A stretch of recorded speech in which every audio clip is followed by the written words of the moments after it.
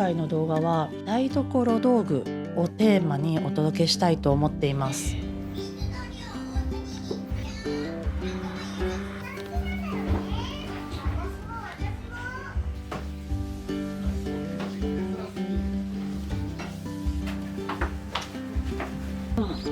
しそがわさわさになってきました。赤しそも追加で植えました。私はですね、植物を育てるのが実はすごく苦手でして、結構カラス名人なんですね。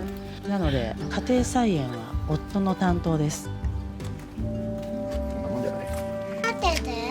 お城嫌とかじゃなくてもう無理や。無理です。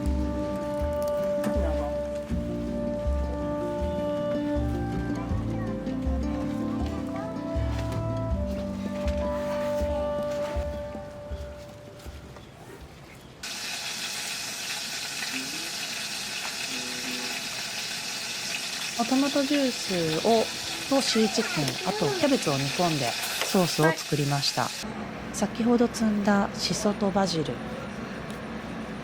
ニンニク、塩、胡椒ですね。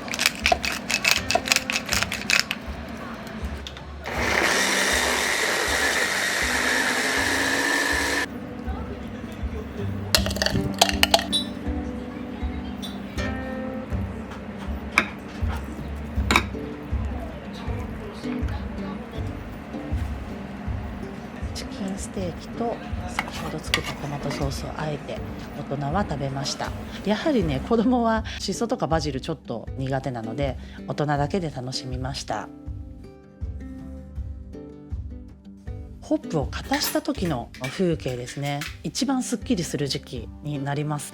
改めて自分の台所を見直して道具を取り外して、その時に気づいたんですよね。結構いろんなものが古びてきてるなと思って、私これから先あと何十年生きるだろうって思った時に、30年40年ぐらい、そのぐらいの残りの人生でずっと使えるような道具が欲しいなって、この掃除をしてる時に思ったんですよね。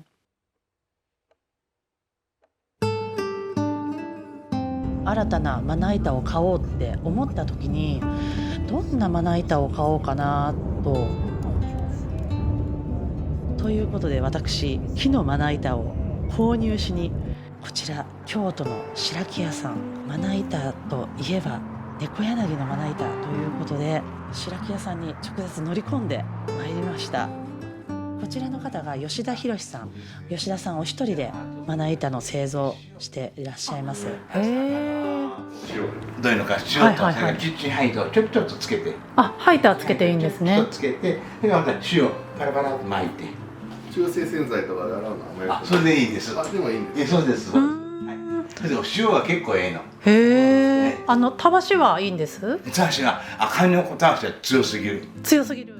はいはいはい。もう撫でる程度です。じゃあもう手で。茶碗洗うやつ。はいはい。もうそんなんで。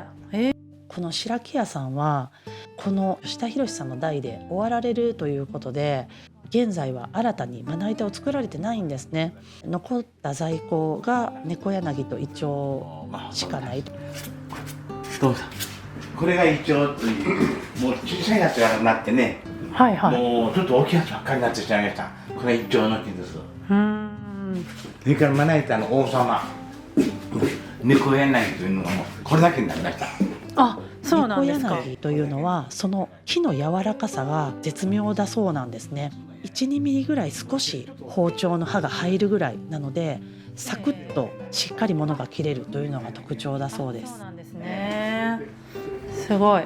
最低30年使いますので、も30年は大丈夫。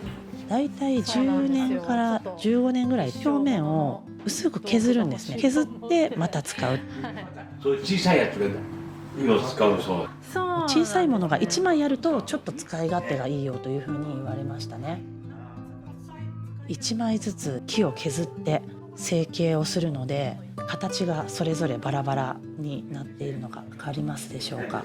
意外と、この猫柳の濃い部分があるんです。この濃い部分っていうのがすごく魚でいうトロみたいな、非常に材質のいい部分になるようです。置き方とかってありますか？ね、はい。縦に置くとこういうように、はい。縦に置くとこことここが黒くなりやすいの。はいはいなかなはか落ちんのここへ。い。縦向きに立てかけない方が長持ちする。こうでも良いし、こうでも良いし、こうでも。木のまな板は自分には無理だって思っていて、カビさしちゃうと思ってて。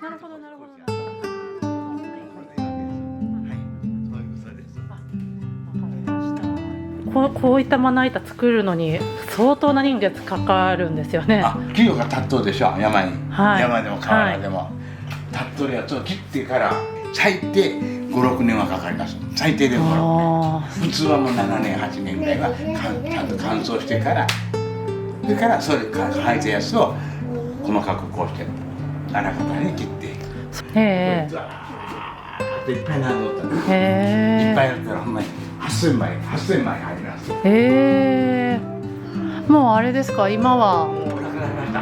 あ、そうなんですか。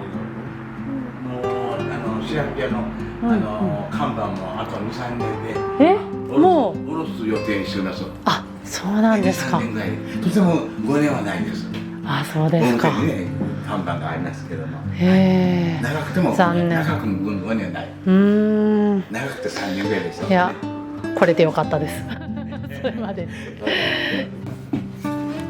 ちょっとこれ気になるなと思ったらね、ここ3つ置いて。並べてください。あ、わかりました。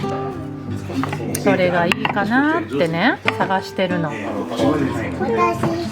れがいいわ。それがいいの？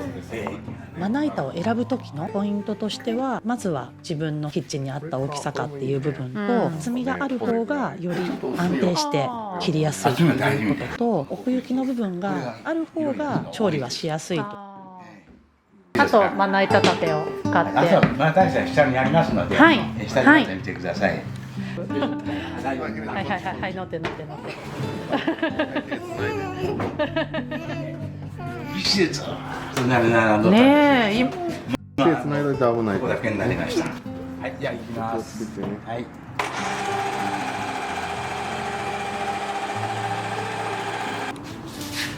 包丁、あ、これは包丁か、こっちやね。こっち包丁ぶっとくやつ。これ2個ぐらいですかね、一つの。まな板置きも合わせて購入しました。はい、いうことです。はい。最後の仕上げに吉田さんはこの表面を薄く削ってツルツルに仕上げてくださいましたね。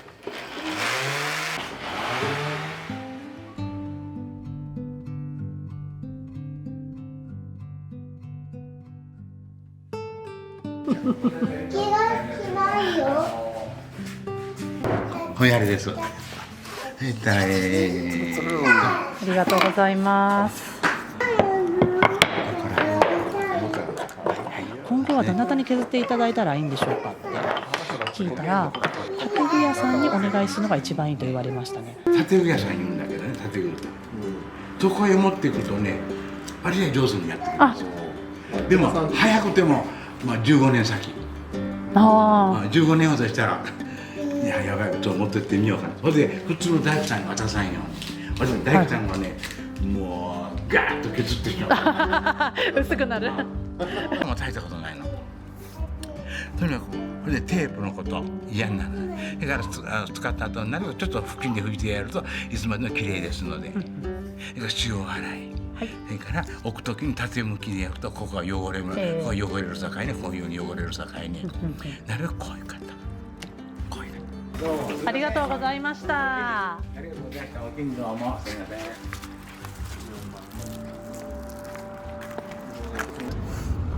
めちゃくちゃしんどかった。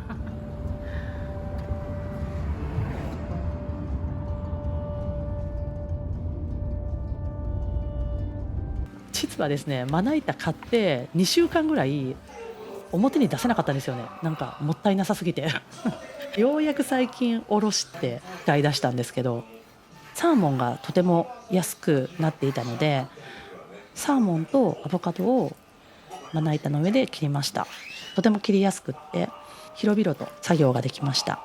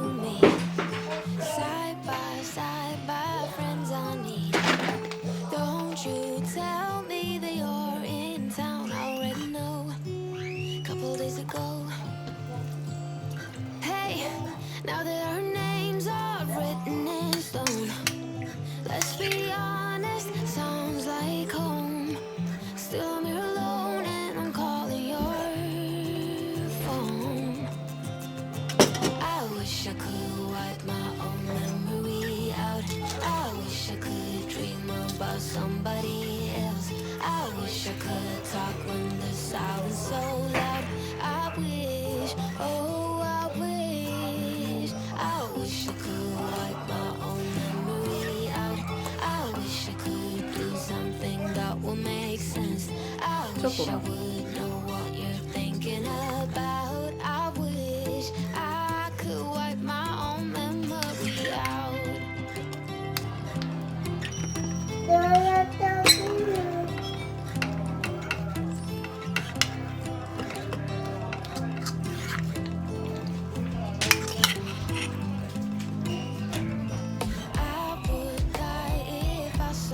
お、なんかええ感じや。はい。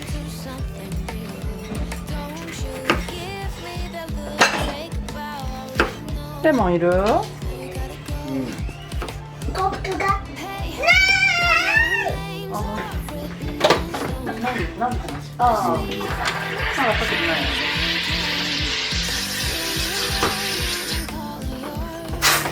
なんかだいぶ抜けてる？うまっ。びっくりした。へえ、そんなに。うまっ。誰が出ちゃった。はい、どうぞ。種入ってる。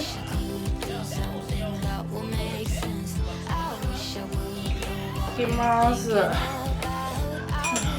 れが出た。